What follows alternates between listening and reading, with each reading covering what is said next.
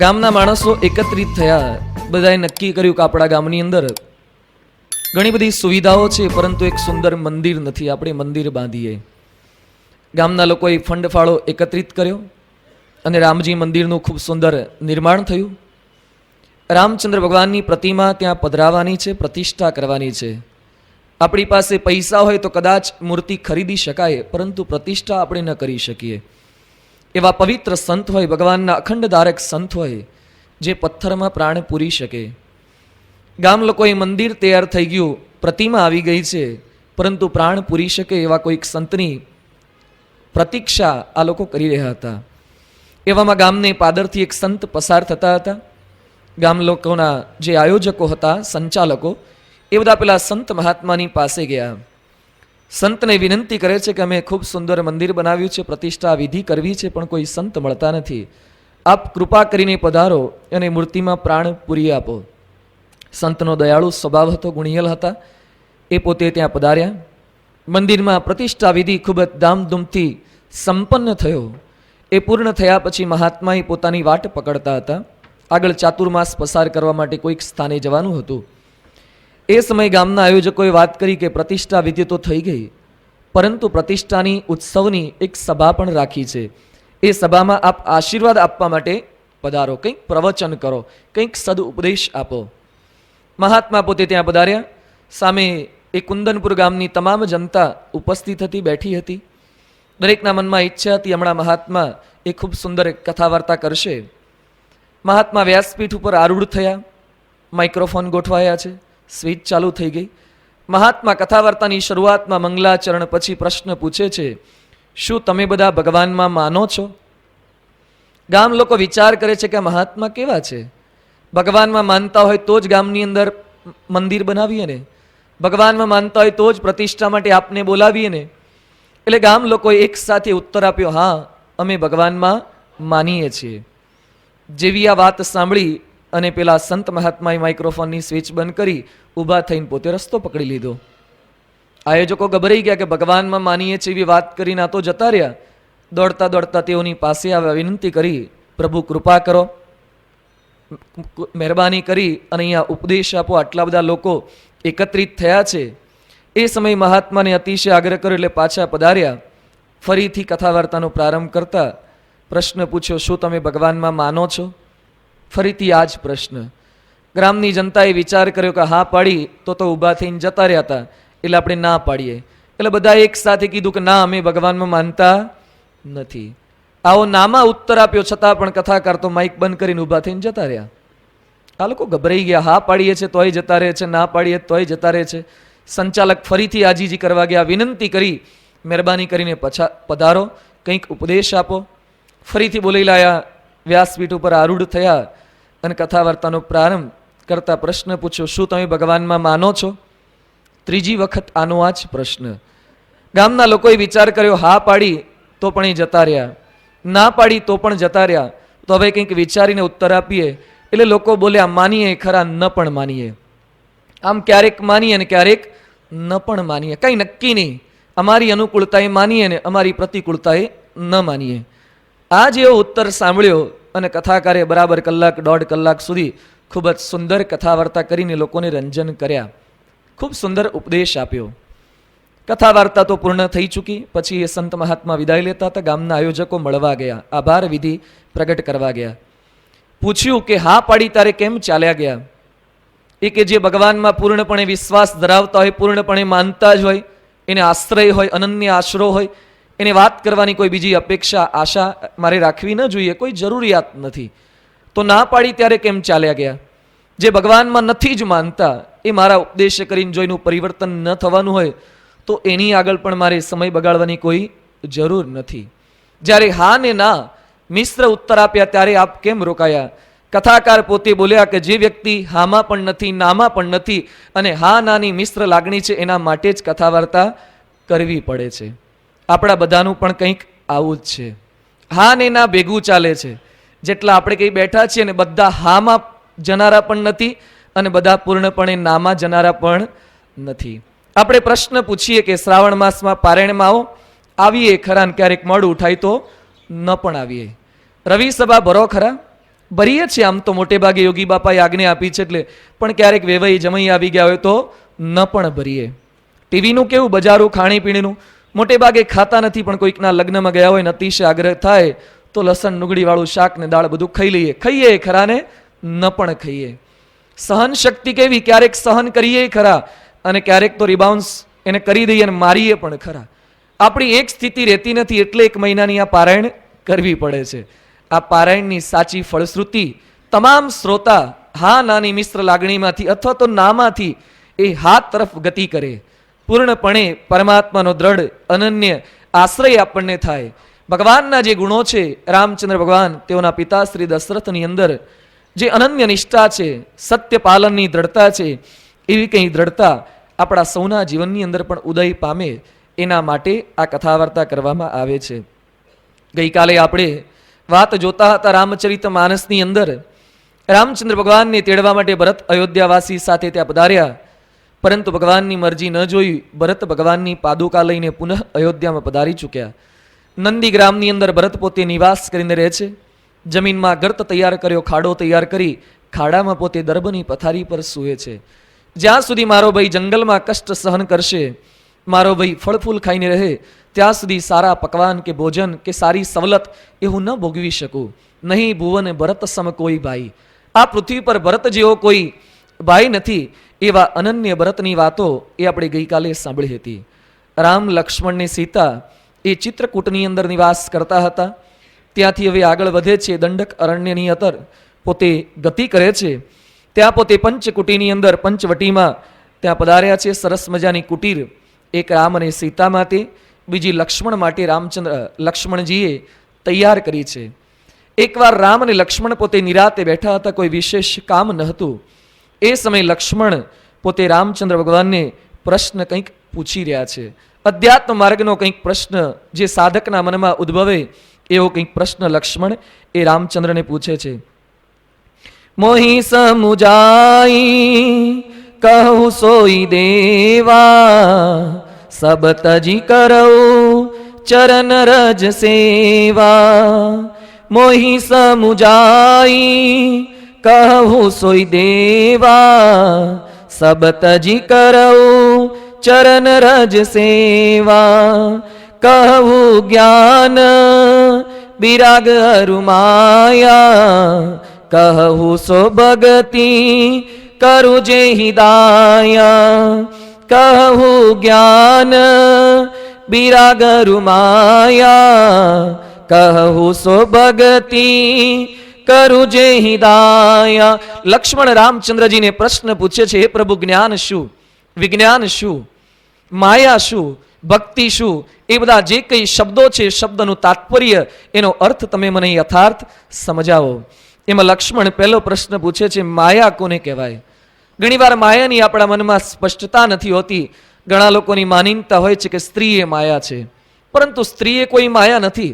પૈસો એ માયા છે એવું ઘણા બોલે છે. કેવળ પૈસો એ માયા નથી.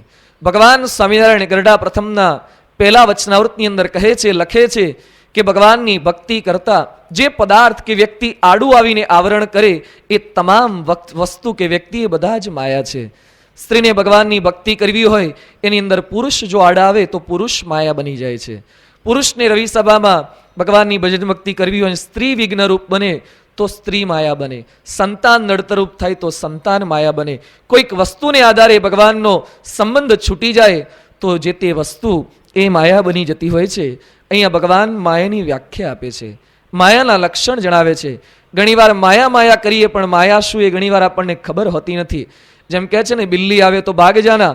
પોપટને શીખવાડ્યું ખરું, પરંતુ બિલાડી આવીને ડોકું પકડે ત્યાં સુધી બોલવાનું ચાલુ રાખે છે, બિલ્લી આવે તો ભાગ જાના. શું ભાગી જવાનું? બિલાડીએ તારી ગરદન પકડી પાડી છતાં પણ પોતે બોલ્યા કરે છે, બિલ્લી આવે તો ભાગ જાના. બિલાડીને ઓળખી શકતો નથી.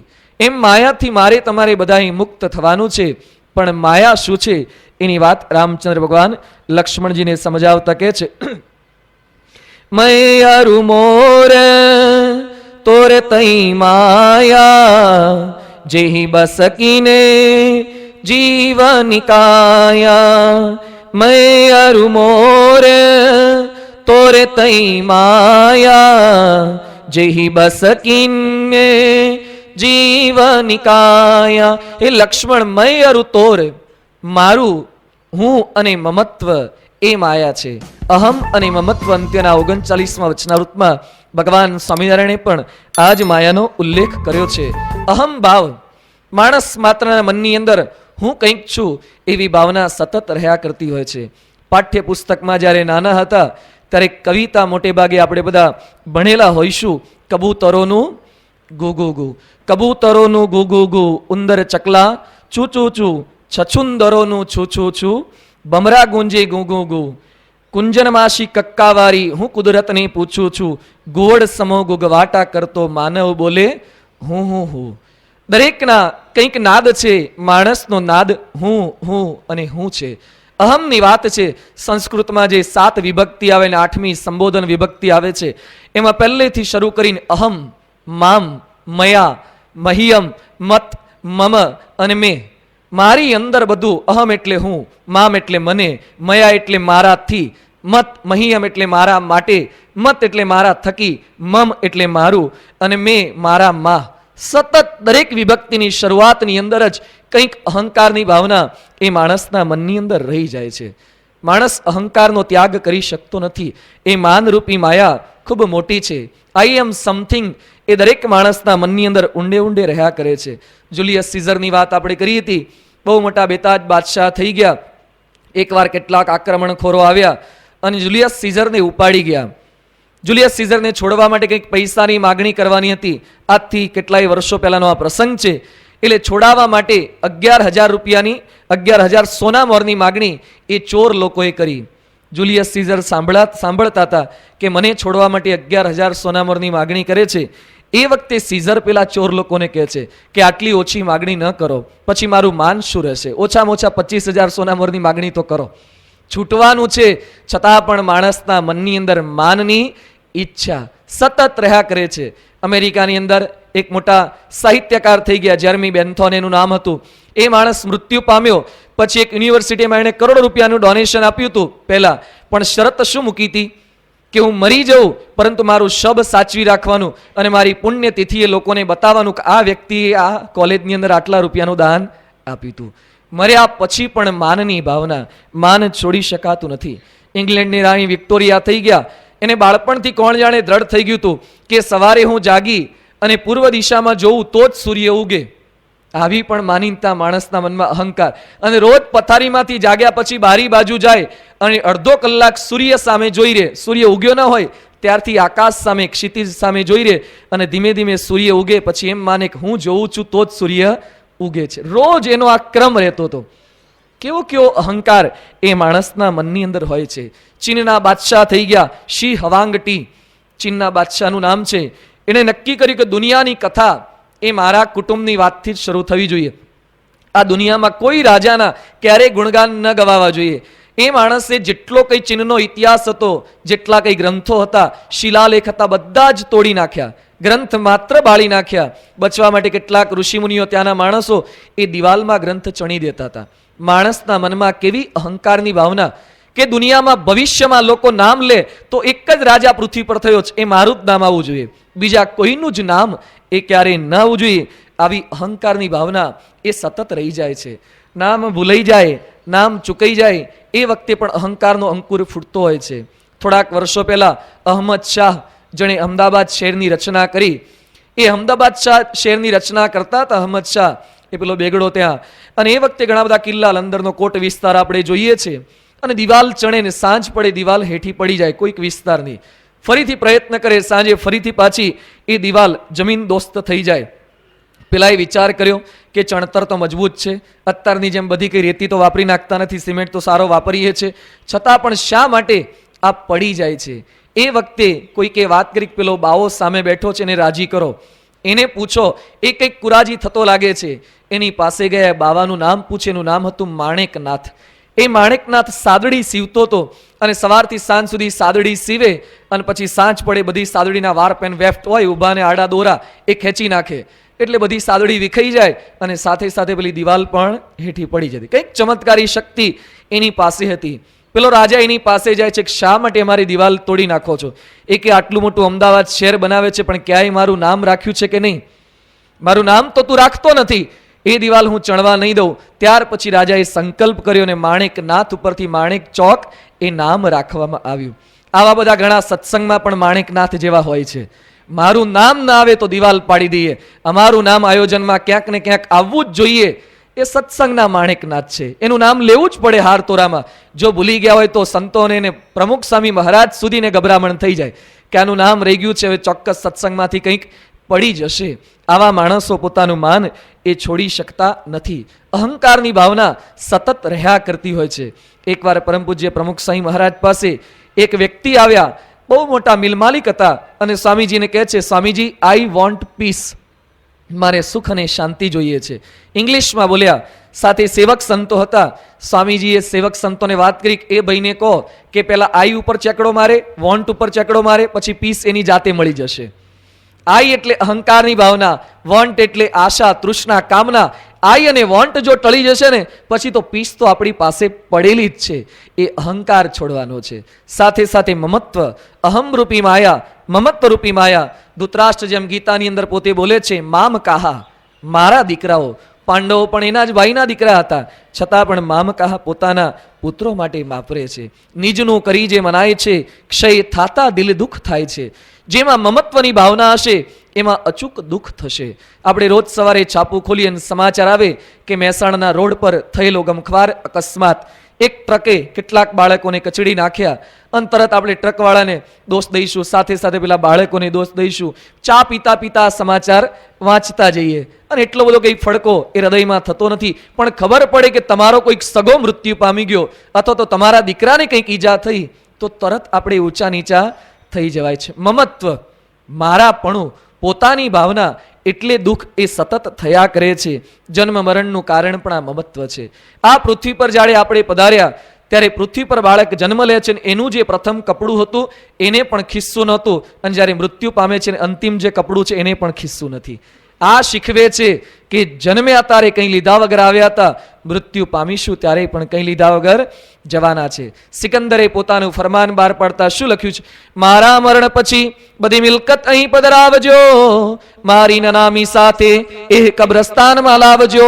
મારા મરણ પછી બધી મિલકત અહીં પધરાવજો, મારી નનામી સાથે એ કબ્રસ્તાનમાં લાવજો. ધનફના જો બનફના, જરને જમીન પણ છે ફના, બાંધી મુઠ્ઠી રાખીને જીવો જગતમાં આવતા, ખુલ્લી હથેળી રાખીને જીવો જગતમાંથી જ આવતા. બાંધી મુઠ્ઠી રાખીને જીવો જગતમાં આવતા. બાળક જન્મે ત્યારે એની હથેળી મુઠ્ઠી બંધ હોય છે, મૃત્યુ પામે ત્યારે કદાચ બંધ હોય તો ખોલીને ચેક કરી લે છે, કંઈ લઈ તો નથી જતા, કંઈ લઈ જવા દેતા નથી. ધીરુભાઈ અંબાણી 99,000 કરોડની પ્રોપર્ટી ભેગી કરી, એક રૂપિયો પણ લઈ ગયા નથી. છતાં પણ વચ્ચે વળગ્યું જૂઠા જેવું, મારું મારું કરીને ધન મેળવ્યું રે, એમાં તારું નથી તલવાર. સંતો કહે છે, જે માણસ મારું મારું કરે છે ને ભગવાન મારે છે, અને જે તારું તારું કરે છે ને ભગવાન કહે છે હું તને તારું છું. આપણું કંઈ જ નથી, બધું પરમાત્માનું છે. એવી ભાવના જો રહે તો અહમ અને મમત્વથી મુક્ત થઈ શકાય. રામચંદ્ર ભગવાન લક્ષ્મણજીને સમજાવે છે કે અહમ અને મમત્વ ટળે તો માયાથી રહિત થવાય. રામચરિત માનસ આપણને આ શીખવે છે. માયાથી મુક્ત થવા માટે ધીમે ધીમે કંઈક પ્રયત્ન કરીએ. દિવસ દરમિયાન આપણી વાતોમાં અહંકારની ભાવના આવતી હોય તો અંતરદ્રષ્ટિ કરીને એને ઓછું કરીએ. ત્યાં ન્યુયોર્કની અંદર સર્વે કરવામાં, ન્યુયોર્ક, શિકાગોમાં ક્યાંક ટેલિફોન એક્સચેન્જની અંદર સૌથી વધારે વપરાતો શબ્દ કયો છે? આઈ, કેપિટલ આઈ. દરેક જગ્યાએ વ્યક્તિના મુખની અંદરથી આઈ, હું છું, કંઈક એ શબ્દ નીકળી જતો હોય છે. એટલે અહંકારની ભાવનાથી રહિત થઈએ તો માયા થકી રહિત થઈ શકાય છે. બીજું લક્ષણ જણાવે છે, ભક્તિ કોને કહેવાય? ભગવાનની પરમ પુનિત ભક્તિ, પ્રેમ લક્ષણા ભક્તિ. પરંતુ એ ક્યારે પ્રાપ્ત થાય? ભક્તિ તાત અનુપમ સુખ મૂલા, મિલઈ જો સંત હોય અનુકૂલા.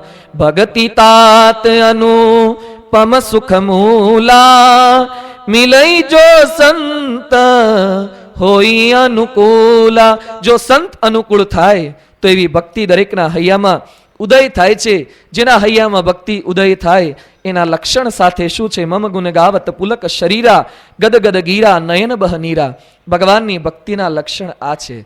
ભગવાનના દર્શન કરતા કરતા, એની કથાનું શ્રવણ કરતા રામનું રટણ કરતા કરતા આંખોની અંદરથી આંસુ વહી જાય, સાથે સાથે હૈયામાં ગદગદ ભાવ જાગૃત થાય, એ ભક્તિનું સાચું લક્ષણ છે. રામચંદ્ર ભગવાન અને લક્ષ્મણજી વચ્ચે કંઈક આવો સંવાદ થયો છે. અધ્યાત્મ માર્ગના ઉત્તમ ઘટકો એનો પરિચય એ રામચંદ્રજીએ લક્ષ્મણને આપ્યો. થોડાક દિવસો વીત્યા હશે અને ત્યાં હવે પંચકુટીની અંદર પંચવટીમાં એક વ્યક્તિનું આગમન થાય છે. એની વાત કરતા ગોસ્વામી તુલસીદાસ લખે છે, સુપનખા રાવણ કઈ બહિની, દુષ્ટ હૃદય દારુણ જસહિની, પંચબટી સો ગઈ એક બારા, દેખી બિકલ ભઈ જુગલ કુમારા. સુપનખા રાવણ કી બહિની, સુરપણખા એ રાવણની બેન હતી. રામાયણમાં રાવણ તો ભયંકર પાત્ર છે, પરંતુ રાવણને કઈ દિશા ભ્રમ કરવા માટે આ સુરપણખાનો પણ એટલો જ ફાળો એ રહેલો છે. એ રાવણની બેન છે. રાવણે એના પતિની હત્યા કરી નાખી અને પછી રાવણે કીધું કે તું વિધવા થઈ છે, મારી લંકામાં રહે, તને અલાયદો મહેલ આપીશ. પરંતુ શૂળપંખા પોતે રહેવા તૈયાર થતી નથી. મને જ્યાં ત્યાં ફાવે ત્યાં હું રહીશ અને ત્યાં ભટકીશ. એટલે રજોગુણી પ્રવૃત્તિની, રજોગુણી વૃત્તિની આ સ્ત્રી છે, એ હંમેશા ભટક્યા કરે છે. તુલસીદાસ એને રાગની ઉપમા આપે છે. મૂર્તિમાન રાગ છે, આસક્તિનું સ્વરૂપ એ શૂળપંખા. એકવાર ત્યાં પન્નકુટીની અંદર, પંચવટીની અંદર પધારી. એ સમયે રામ બેઠા છે, બાજુમાં સીતાજી છે અને દૂર લક્ષ્મણજી પોતે બેઠા છે. જેવી આ સ્ત્રી પોતે ત્યાં પધારી, ભગવાનની પાસે જોયા, ભગવાનનું રૂપ જોયું, એણે વિચાર કર્યો કે રામને મારે વશ કરવા હશે તો સુંદર રૂપ ધારણ કરવું પડશે. એટલે પોતે રાક્ષસણી હતી, ઈચ્છિત રૂપ ધારણ કરી શકતી હતી. એટલે રૂપવાન સ્ત્રીનું શરીર, મુખારવિન મુખાકૃતિ એણે બધું ધારણ કરી લીધું. હવે ભગવાનને આકર્ષવા માટે પોતે ત્યાં ગઈ છે. માણસના મનની અંદર કેવી ગલત ભ્રમિત એ માન્યતા હોય છે કે ભગવાનને રૂપથી રાજી કરી શકાય. પરંતુ પરમહંસોએ લખ્યું છે, સખી રૂપ દેખી નથી રીજતા રે, મનમાં આણીશ રે એવું જુવતી જોણ. ભગવાન કોઈના રૂપને જોઈને રાજી થતા નથી. દુનિયાનું ગણિત એ રૂપને જોઈને રાજી થાય છે. આજકાલ લગ્ન થવાના હોય, પરસ્પર તો રૂપને જોઈને લગ્ન થાય. ભગવાન સાથે હથેવાળો હરિસંગાથે કરવાનો હોય, એમાં કંઈ રૂપ જોવામાં આવતા નથી, એમાં ગુણ એ જોવાના છે. ભગવાન સાથે અનન્ય પ્રીતિ કેટલી છે એ જોવાનું છે. રામ, સીતા અને લક્ષ્મણ બેઠેલા છે. આ શૂરપંખાએ પોતે ત્યાં પધારી અને સીધી રૂપની વાત કરતા એ રામને પોતે કહે છે, તુમ સમ પુરુષન મો સમ નારી, યહ સંજોગ વિધિ રચા વિચારી, મમ અનુરૂપ પુરુષ જગમાહી, દેખે ખોજી લોકતી હું નાહી. હે પુરુષ, તારા જેવો પુરુષ મને ક્યાંય આ પૃથ્વી પર ફર્યો પણ ક્યાંય દેખાતો નથી. હું બધે ભટકી, પરંતુ તારા જેવો રૂપવાન પુરુષ મને ક્યાંય જોવા મળ્યો નથી. ખરેખર વિધાતાએ તારી રચના મારા માટે જ કરી છે. આ દુનિયામાં મારા જેવી કોઈ સ્ત્રી નથી અને તારા જેવો કોઈ પુરુષ નથી. પ્રેમી ને પ્રેમિકાના પરસ્પર કંઈક આવા જ શબ્દો હોય, એકબીજા સાથે કંઈક આવા જ શબ્દો બેઠા હોય ત્યારે મારા જેવી કોઈ રૂપાળી નહીં, તમારા જેવા કોઈ રૂપવાન નહીં. પોતાની જાતને જ એ આખા વિશ્વની અંદર સૌથી રૂપવાન એ માની બેસે. અહીંયા તો ઉલટું છે. શૂળપંખા એ પોતાની જાતને રૂપવાન માની બેઠી. રામ તો પોતે બોલતા પણ નથી, છતાં પણ પોતે માની બેસે છે કે વિધાતાએ આપણી રચના એ પરસ્પર આપણા માટે જ કરી છે. વિધાતાએ કેટલું સુંદર જોડું બનાવ્યું છે. હજુ ભાઈ રામને પૂછતો ખરી, જોડાની વાત તાત્કાલિક ક્યાં સીધી કરે છે? 50% પોતા તરફથી પાકું થઈ ગયું. વિવેક સાગર સ્વામી પ્રસંગ કહે છે ને, પેલા કોઈ એક્ટ્રેસમાં પ્રીતિ થઈ ગઈ અને પછી મળ્યો, એ કે ક્યાં ગયો? તો મુંબઈ, કે હિરોઈન જોડે લગ્ન કરવાના છે. શું થયું પછી? કે એ કે 50% પાકું. કોના તરફથી? આપણા તરફથી 50% પાકું છે. સામેથી રિસ્પોન્સ આવે નહીં, હજી રાહ જોવાની છે. તારા 50%થી કંઈ કામ ના થાય, સામે વાળાએ હા પાડવી પડે તો કંઈક થાય. અહીંયા શૂળપંખા પોતા તરફથી 50% પાકું રાખી અને તૈયારી કરવા માટે આવી છે. રામ એની સામે દ્રષ્ટિ પણ કરતા નથી, રામે નજર પણ ન કરી. રામ વિચાર કરે છે મારા લગ્ન ભક્તિ સાથે થઈ ચૂક્યા છે, હવે આસક્તિ સામે નજર પણ ન કરાય. ભગવાનની ભક્તિને હું વરી ચૂક્યો છું, જ્યાં ત્યાં દ્રષ્ટિ પણ ન કરાય. રામાયણ શીખવે છે. એકવાર લગ્ન થઈ ગયા પછી જ્યાં ત્યાં દ્રષ્ટિ ન કરાય, એ રામાયણ દરેક ગૃહસ્થ પુરુષોને શીખ આપી રહી છે. અહીંયા રામ દ્રષ્ટિ નથી કરતા, કારણ કે દ્રષ્ટિ કરે તો પણ વિઘ્ન થાય છે. આજે કુટુંબોની અંદર જાત જાતના જે કંઈ પ્રશ્ન થયા કરે છે, આ શૂળપંખા તો ખાલી રામના જીવનમાં એકવાર આવી હતી. રાક્ષસણી હતી. અત્યારે ઘણી શૂળપંખાઓ ફરતી હોય છે જે આપણા કુટુંબને તોડવા માટે, આપણા કુટુંબને ભ્રષ્ટ કરવા માટે. એટલે જો દ્રષ્ટિ આપી તો ગયા સમજજો, એ રામાયણ આપણને સાથે સાથે શીખવી રહ્યું છે. રામ ભગવાન એ શૂળપંખાને પોતે કહે છે, તું વાત કરે છે લગ્નની, પરંતુ મારી પત્ની તો મારી બાજુમાં બેઠી છે. હું તો વિવાહિત છું, હું ગૃહસ્થ છું, હું તારી સાથે લગ્ન ન કરી શકું, પણ સામે જે પેલો પુરુષ બેઠો છે ને મારો ભાઈ છે, અને એ કુંવારો છે. આમ તો લક્ષ્મણ પણ પરણેલા હતા, પણ રામને ચરિત્ર કરવાનું મન થયું. જા, એ કુંવારો છે, એ ખૂબ ગુણિયલ છે, એ કદાચ તૈયાર થઈ જશે તારું રૂપ જોઈને. શૂળપંખા એ આનંદમાં આવી અને લક્ષ્મણની પાસે ગઈ. લક્ષ્મણ એ પથ્થર ઉપર બાણને અણી કાઢી રહ્યા હતા, ધાર કાઢતા હતા. વનમાં ગયા પછી, ભગવાનની સાથે ગયા પછી વૈરાગ્યવાન પુરુષોએ પણ સતત સંયમ અને નિયમને ધાર કાઢતા રહેવી પડે છે. શાર્પન દસો, સતત ધાર એ તીક્ષ્ણ કરતા રહેવી પડે અધ્યાત્મ માર્ગે, નહીં તો આવા દુષ્ટો આવી અને આપણા ઉપર આક્રમણ કરી જાય. શૂરપંખા એ પોતે લક્ષ્મણની પાસે ગઈ અને સીધો જ પ્રસ્તાવ મૂકી દે છે કે હે રૂપવાન પુરુષ, તું મારી સાથે લગ્ન કર. લક્ષ્મણ વિચાર કરે છે કે વનની અંદર રહ્યા 12-13 વર્ષ વીતી ગયા, આજ સુધી આવો પ્રસ્તાવ, આવી ઓફર કોઈએ મૂકી નથી, ના અચાનક ક્યાંથી આવી ગઈ? મારી સાથે લગ્ન કરે એવી વાત કરે છે. લક્ષ્મણજીએ વિચાર કર્યો કે પહેલા રામની બાજુમાં ઊભી હતી, રામે ના પાડી છે, એટલે હવે ચોક્કસ મારી પાસે રામે જ મોકલી લાગે છે. એટલે લક્ષ્મણ પોતે ઉત્તર આપે છે, સુંદરી સુનુમય ઉનહર કર દાસા, હું તો પેલા જે તને ના પાડીને એમનો દાસ છું, અને દાસ પાસે તને શું મળશે? સેવક સુખ ચહ માન ભિખારી, વ્યસની ધન શુભ ગતિ વ્યભિચારી. હું સેવક છું, મારે તો 14 વર્ષ જાગવાનો નિયમ છે, હું તારી શું સેવા કરી શકીશ? ત્યારે પણ મારે લીધે જાગરણ કરવું પડશે અને તને કોઈ પ્રકારનું સુખ મળશે નહીં. એટલે એના કરતાં તું માલિક સાથે જ પરણી જા, મહેરબાની કરીને પેલા રામ પાસે જા, એની સાથે લગ્ન કરી દે. અને મારા રઘુકુળમાં તો એક સ્ત્રી પછી લગ્ન ન કરાય એવું નથી, મારા પિતાશ્રીએ 3 જોડે લગ્ન કર્યા હતા. એટલે તું ત્યાં જા અને તારી સાથે અચૂક લગ્ન કરશે. શૂળપંખાએ રાજી થતી ફરી ફરી એ રામની પાસે જઈ છે. રામ પાસે જતા મનમાં વિચાર કરે, બરાબર છે પેલાની વાત, સેવક સાથે થોડું પરણાય, આપણે તો માલિક સાથે જ પરણવું જોઈએ. એવો વિચાર કરીને રામની પાસે ગઈ અને પછી રામ ફરીથી કહે છે, ના, મારો ભાઈ ના પાડે, પણ તું જા, એને પગે લાગજે તો ફરીથી તારી સાથે લગ્ન કરી લેશે. આમ 2-3 વાર રામ અને લક્ષ્મણ એ વચ્ચે એને દોડાવ્યા કરે છે અને છેવટે અસલ રૂપ એનું પ્રગટ થઈ ગયું. ભગવાનની પાસે એ નકલી રૂપ ધરીને આવી હતી અને છેવટે પોત પ્રકાશી ગયું. કવિ ગંગે લખ્યું છે, તારા કી જોત મેં ચંદ छिपे नहीं, सूर्य छिपे नहीं बादल छाए, रन चढ़े रजपूत छिपे नहीं, दाता छिपे नहीं मांगन आए, चंचल नारी के नयन छिपे नहीं, प्रीत छिपे नहीं पीठ दिखाए, गंग कहे सुन शाह अकबर, कर्म छिपे नहीं बबूत लगाए. કર્મ એ છુપાવી શકાતા નથી. એમ મનની અંદર જે મલિન ભાવના હોય એ બહારથી રૂપ ધારણ કરીને એને છુપાવી શકાતું નથી. અસલી રૂપ ધારણ કર્યું અને પોતે સંકલ્પ કરે છે કે તારી પાસે પત્ની બેઠી છે એટલે તું મને પરણતો નથી, હમણાં આ સ્ત્રીને કાચીને કાચી ખાઈ જવું છે. રામ એ લક્ષ્મણ કે લક્ષ્મણ તૈયાર થઈ જા, આ રાક્ષસની સ્ત્રી છે, એના નાક અને કાન કાપી નાખ. અને લક્ષ્મણે પોતાનું જે કંઈ બાણ ને બધું તૈયાર હતું એના દ્વારા લક્ષ્મણતી લાગવસો નાક કાન વિનું કીની, તાકે કરે રાવણ કહ મનો ચુનૌતી દીની.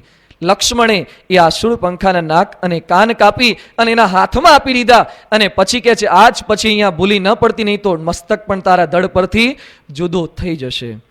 રામચરિતમાનસમાં કથાકાર ગોસ્વામી તુલસીદાસ કહે છે, શૂળપંખા એકવાર તો પરણેલી હતી, વિધવા સ્ત્રી હતી અને પરણેલા પુરુષના જીવનમાં પ્રવેશ કરવા ગઈ.